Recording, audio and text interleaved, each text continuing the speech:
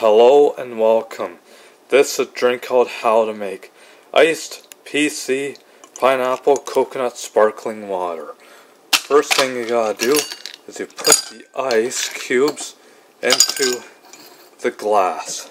And last but not least,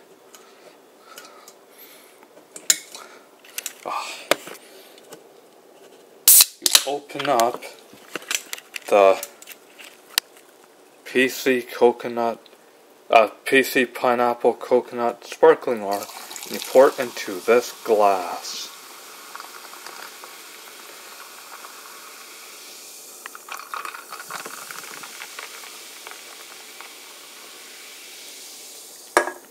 And here is your iced PC Pineapple Coconut Sparkling Water. Enjoy it, and thank you for watching, folks.